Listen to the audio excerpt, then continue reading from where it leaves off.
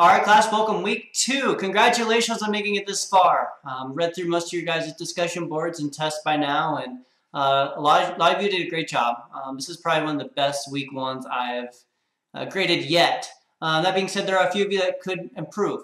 So when you are writing your essay questions in your discussion boards, be sure to be thorough in your responses.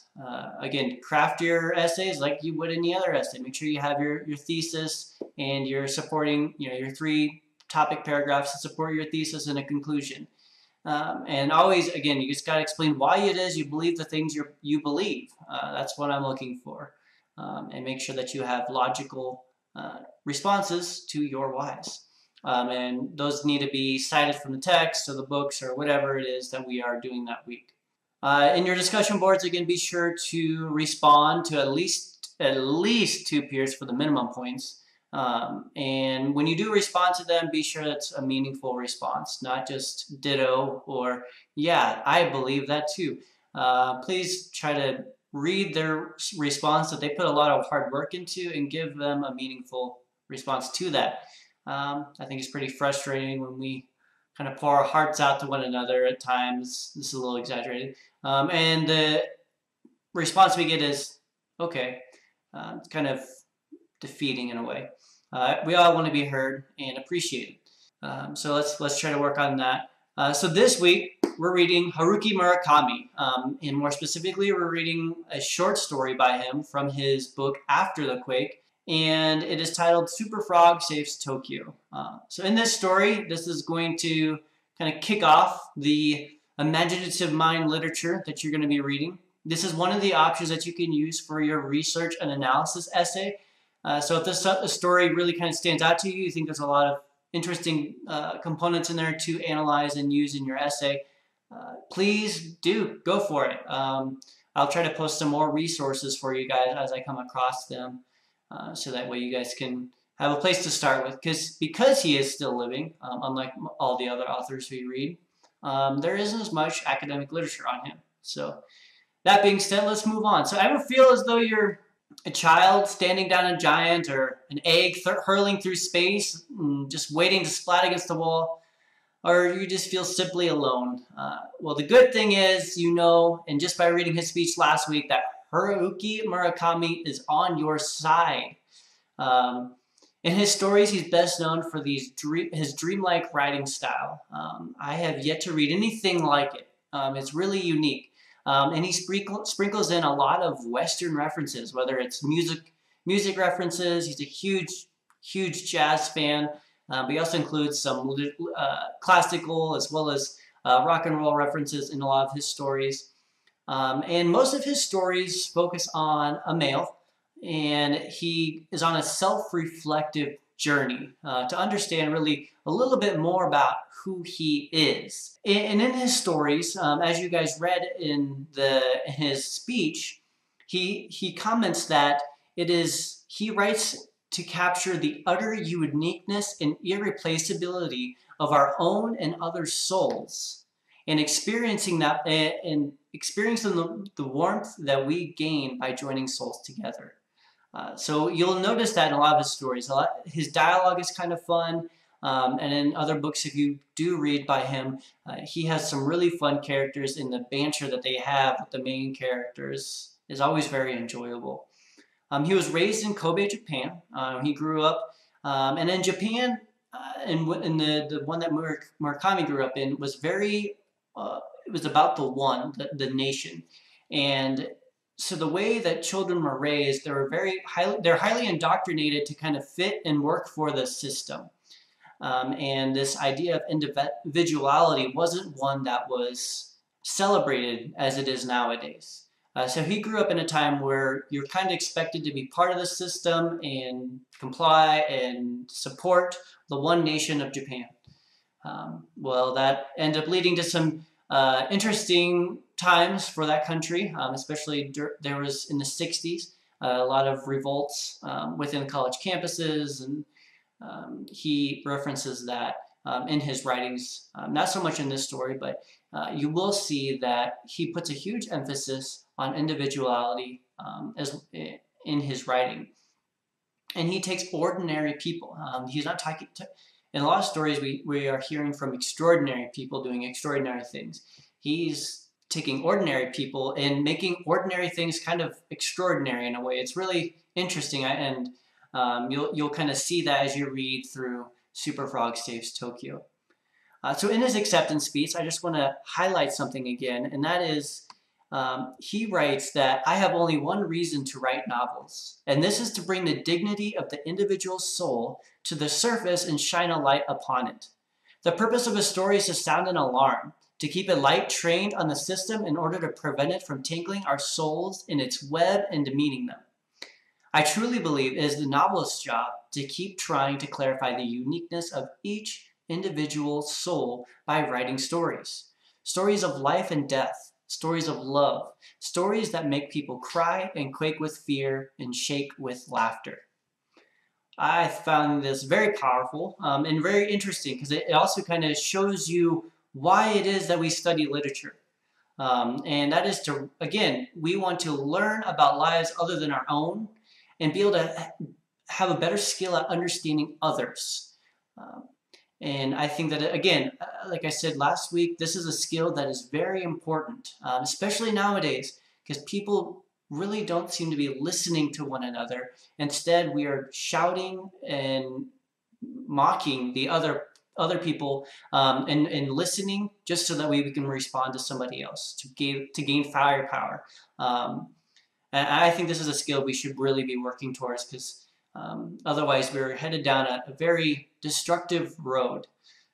So in this idea of how he wants to capture the uniqueness of the individual soul, you not only see this in Super Frog Saves Tokyo, but he does a really interesting epigraph. And it's taken from the film Pierre Le Fou, which is a film by Jean-Luc Godard, who is a French filmmaker. And we see that Marianne, played by Anna Karina, is upset by how the radio takes something like a person who is extremely unique and anonymizes them. So let's take a quick look, and let's look at this scene, and you can kind of see where Murakami is coming from when he's talking about capturing the uniqueness of the individual soul and his heart for individuals. So let's take a look at that real quick.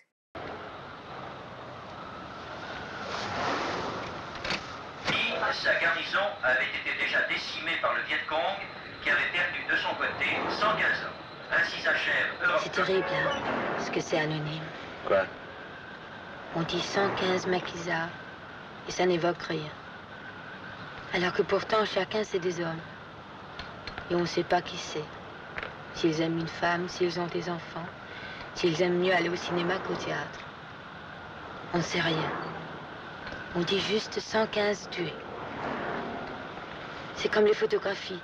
Ça m'a toujours fasciné. On voit la photo immobile du type avec une légende dessous. C'était un lâche ou un chic type. Mais au moment précis où la photo a été prise, personne ne peut dire qui était-ce réellement et ce qu'il pensait. À sa femme, à sa maîtresse, au passé, au futur, au basketball. On ne saura jamais. Okay, so as you see in the epigraph, you see Marianne talking to the man, and when the radio comes on and talks about this, what would be for many, the families of those involved, just terrible, tragic accidents, or just tragic things that happen of all these people getting killed, and just kind of like anonymizes all these people and really removes the human element or the emotional element just through giving historical facts and figures. I find that really interesting how he does that. And this book, or this compilation of short stories after the quake, was written in response to the Kobe earthquake that happened in Japan in 1995. So this is a terrible, destructive earthquake in Murakami's hometown. And it impacted, it impacted a lot of families. And when he would watch the news, he would see, again, it's just facts and figures, and you're not seeing the individuals or the true terror or the true destruction that occurred, and not only within the physical destruction, but the emotional destruction that comes along with losing loved ones. So this is, you kind of get a feel of where he's coming from by kind of digging deeper into this epigraph.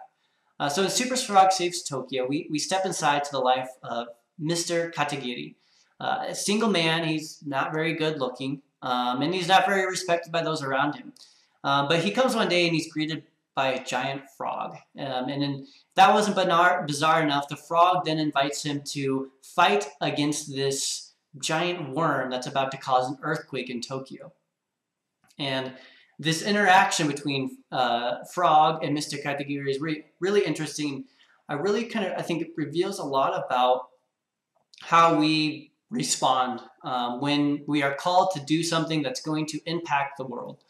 I mean, there's many other ways of looking at the story, but just kind of looking through Katagiri's eyes, I think it's really interesting. So Katagiri, he's trying to make justifications of why me? Why should I have to do this? And we see that the important things in life, Katagiri has down. He's a very hard worker. He takes care of those. He's a very selfless man. So Katagiri asks, why me? And Frog responds, Mr. Katagiri, Tokyo can only be saved by a person like you. And it's for people like you that I'm trying to save Tokyo. Again, just kind of highlighting the importance of the individual, even when you feel as though you have zero impact in this world. And I think that's something that is very spiritual, and we get that from, as a Christian, and how we can have this impact for God's kingdom. And in this story, I think that really captures a lot of that. The other side of the story that I really find interesting is the part about our imagination, in that it is the battles within our mind that matter the most, and how we can make change in this world. And we'll see, and as you read about it, and we'll talk about this more in the discussion boards, but throughout life, as we're going through things, it is what's occurring in our minds and the lies that we either think or say, or what we hear, or what we these predictions that we project upon other people. Those are the battles that we need to start focusing on and working on to make the positive changes in our lives. And I hope that Katagiri is an inspiration for you guys, as much as it has been for me. So I just want to leave you with this. So when you feel powerless and as though you're an egg up against a solid wall, remember that it is in the battles that happen within our mind that matter. Overcoming these is what we need to take down giants. So I hope you guys have a great week. Enjoy the story, and I look forward to seeing what you guys say.